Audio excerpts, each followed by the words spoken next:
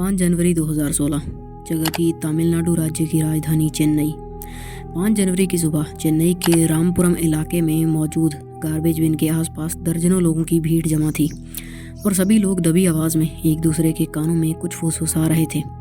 और अगले कुछ ही मिनटों में पुलिस की 2 गाड़ियां भी इस जगह पर पहुंच चुकी थी, क्योंकि उन्हें इसी भीड़ में से किसी व्यक्ति ने फ़ोन किया था। अब जैसे ही पुलिस उन लोगों की भीड़ को हटाकर उस गार्बेज बिन के पास जाती है तो वहां का मंजर देख उनकी भी सांसें रुक जाती हैं, क्योंकि उस कचरे के ढेर में किसी महिला की लाश पड़ी थी। और उससे भी भयानक बात यह थी कि इस लाश का सिर गायब था।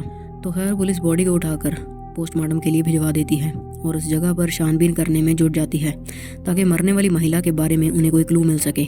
और साथ ही वो वहाँ मौजूद भीड़ में से भी पूछताछ करते हैं कि कहीं किसी ने यहाँ किसी अनजान व्यक्ति को इस बॉडी को फेंक कर जाते देखा हो, मगर पुलिस के हाथ कोई भी ठोस जानकारी नहीं लगती।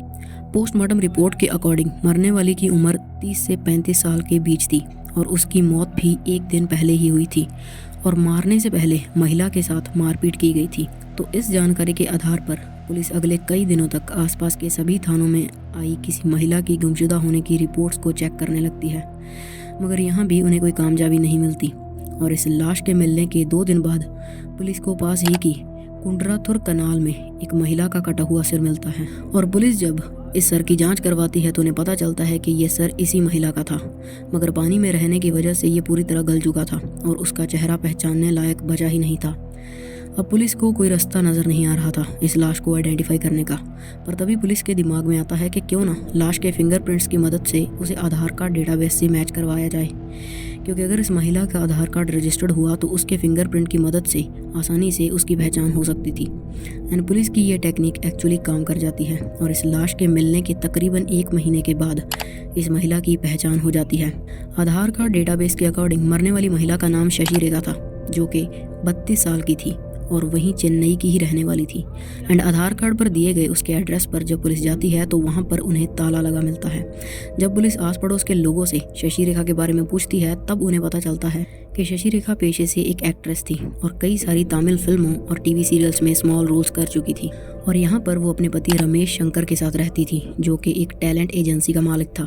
शशि रेखा के पड़ोसियों से पुलिस को ये भी जानकारी मिली कि इन दोनों पति पत्नी की आपस में ज़्यादा बनती नहीं थी और अक्सर इनके बीच झगड़े होते थे। और कुछ महीनों पहले तो शशि ने रमेश के अगेंस्ट FIR भी रजिस्टर करवा दी थी।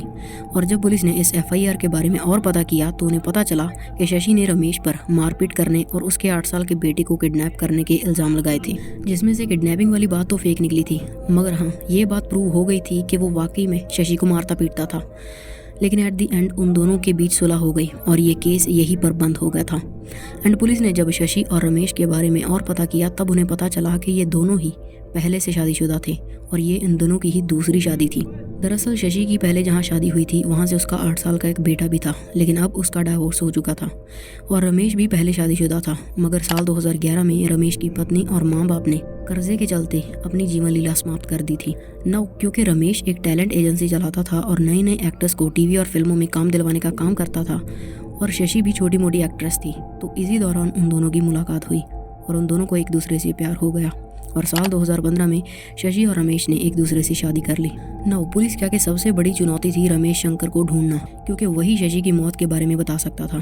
तो पुलिस अपने सभी इन्फॉर्मर्स को काम पर लगा देती है और जल्द ही उन्हें रमेश के ठिकाने का पता चल जाता है। और जब पुलिस रमेश को अरेस्ट करने उसके ठिकाने पर पहुंचती है तो वहाँ पर उन्हें उसके घर में एक लड़की भी मिलती है जिसका नाम था लौकिया, और वो भी एक स्ट्रगलिंग एक्ट्रेस थी। जब पुलिस ने रमेश से उस लड़की के बारे में पूछा तो उसने बताया कि वो उसकी लिव इन पार्टनर है, जो कि पुलिस के लिए काफ़ी शॉकिंग बात थी, क्योंकि रमेश पहले से ही शशि से शादी कर चुका था और अब यहाँ पर वो एक लड़की के साथ लिव इन में रह रहा था।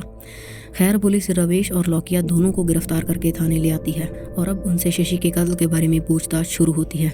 एंड बिना ज़्यादा मेहनत करे पुलिस को अपने सभी सवालों के जवाब मिल जाते हैं, क्योंकि रमेश अपना जुर्म कबूल कर लेता है कि उसने और उसके लिव इन पार्टनर लौकिया ने मिलकर ही शशि को मारा था और देन उसकी बॉडी को 2 हिस्सों में काटकर अलग अलग जगह डिस्पोज ऑफ कर दिया था। तो बात दरअसल ये थी कि शशि से शादी करने के बावजूद रमेश के कई सारी लड़कियों से अफेयर थे, जिन्हें कि वो हीरोइन बनाने के सपने दिखाकर अपने प्यार में फंसा लेता था। और इसी दौरान उसकी मुलाकात लौकिया से हुई, जो कि रिसेंटली केरला से चेन्नई एक्ट्रेस बनने का सपना लेकर आई थी और रमेश को उसे देखते ही पहली नज़र में प्यार हो गया और कुछ टाइम के बाद वो दोनों चेन्नई में ही एक फ्लैट लेकर लिव इन में रहने लगे। और जब इस बात का पता शशि को चला तो उसने रमेश को कन्फ्रंट किया और इसी बात को लेकर रमेश ने शशि के साथ मारपीट की थी, जिसके बाद शशि ने उसके खिलाफ FIR रजिस्टर करवाई थी। रमेश अब शशि के साथ रहना नहीं चाहता था, लेकिन फिर भी पुलिस के डर से उसने शशि से सुलह कर ली और उससे वादा किया कि वो लौकिया से अपना अफेयर ख़त्म कर देगा, मगर ऐसा हुआ नहीं। और जब शशि को पता चला कि उसकी पीठ के पीछे रमेश और लौकिया अब भी मिलते हैं, तो उसने उस फ्लैट पर जाकर, जहाँ पर लौकिया इस वक्त रह रही थी, सभी लोगों के सामने उसकी बहुत बेइज्जती की थी और उसे गालियाँ भी दी थी और साथ ही उसने उसे रमेश से दूर रहने को कहा था। जिसके बाद लौकिया शशि से अपनी मौत का बदला लेना चाहती थी एंड उसने इस बारे में रमेश को भी बताया। रमेश भी शशि से तंग आ चुका था और उससे पीछा छुड़ाना चाहता था। सो बोथ रमेश और लौकिया ने ये डिसाइड किया कि वो शशि को जान से ही मार देंगे, क्योंकि जब तक वो जिंदा है वो दोनों चैन से नहीं जी सकते। और इसी तरह से उन्होंने शशि को मारने का एक फुल प्रूफ प्लान बनाया और 4 जनवरी 2016 को रमेश और लौकिया ने मिलकर पहले शशि से मारपीट की और फिर रमेश ने गला घोंटकर उसे मौत के घाट उतार दिया और उसकी कभी पहचान ना हो पाए और वो दोनों कभी पकड़े न जाएं, इस मकसद से उसके सर को धड़ से अलग करके नदी में डिस्पोज ऑफ कर दिया, जबकि धड़ को दूसरी जगह फेंक आए। सो इस कन्फेशन के बाद पुलिस ने उन दोनों के खिलाफ चार्जशीट फाइल कर दी है and the decision is yet to come. So yeah, this was our today's case. If you find this video informative, please drop a like and do check out this video popping on the screen. You can also subscribe for more such content. फिर मिलेंगे।